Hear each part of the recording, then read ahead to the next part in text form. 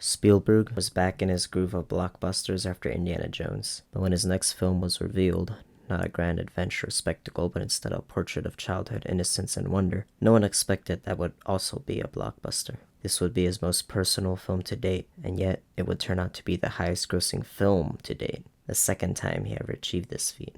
It would be what many consider a classic of cinema, and arguably the most Spielberg film to ever Spielberg, E.T., the Extraterrestrial.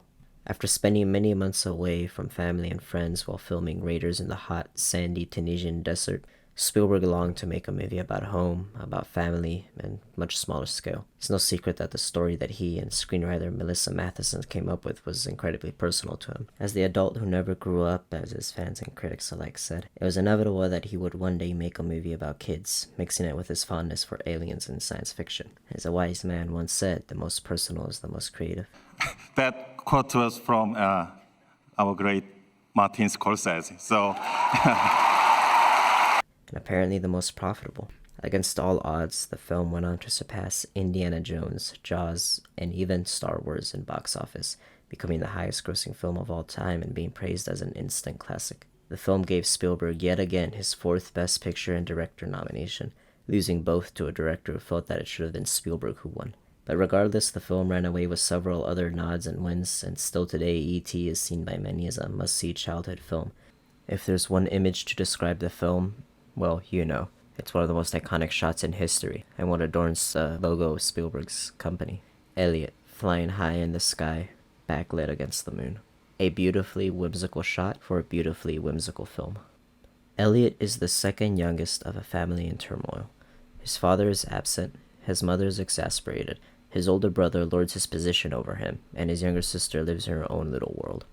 In other words, he's utterly alone, unable to communicate his complicated feelings about his place and time. That is until a serendipitous encounter with, what else, an extraterrestrial, affectionately nicknamed E.T.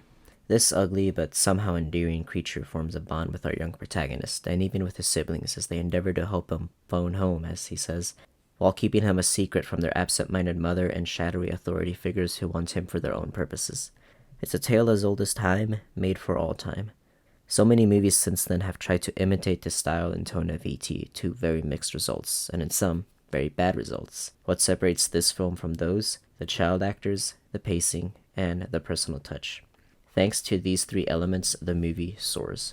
Spielberg had worked with several children beforehand, but this movie really established just how good he was in bringing out naturalistic performances from them that rivaled those brought about from his idol, Francois Truffaut.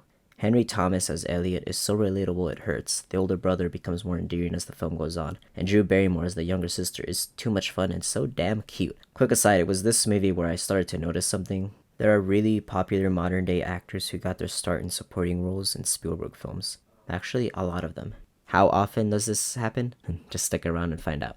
Anyways, all the actors give naturalistic performances that feel real instead of exaggerated and ground themselves along the excellent and lively animatronic that represents E.T. The actors and effects are one thing, but the pacing is something else. So many kids' films from that time and even now believe in overstimulation, going 1,000 miles per hour and never letting things sit still, in the misguided belief that kids get bored easily. But this movie knows that sometimes you just need to take in the scene as it is. Let the characters breathe and talk and hang out. Don't move the camera, but instead let it absorb the magical atmosphere.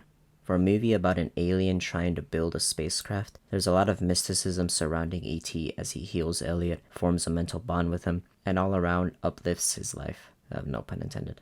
There's a reason this is a childhood favorite for so many, and it's because it's not cheap with its tone and pace, but instead delicate and caring.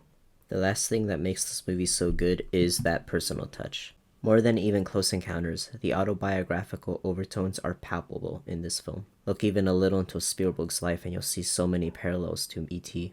A boy, isolated from everyone around him, reeling from the trauma of a messy divorce, forced to grow up quickly and seeking an escape to a simpler time. He finds that escape in someone not unlike him, an outsider left behind by his own people. The two enrich each other's lives, go through trials and tribulations, and, having properly matured, become ready to go out into the world. The reason this film is so moving for so many people is because it was so moving for Spielberg first.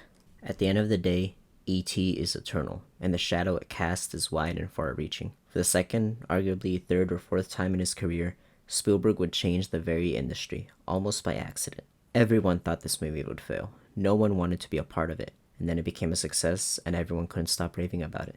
Still to this day, very few movies have been able to tap into that very specific magic it produced. And in my opinion, none have been able to replicate it. It's too personal, too of its time, too outside of time to ever be duplicated. Spielberg managed to make a modern day fairy tale, and like all great fairy tales, it'll never fade, it'll never be forgotten, and it'll always lift our spirits.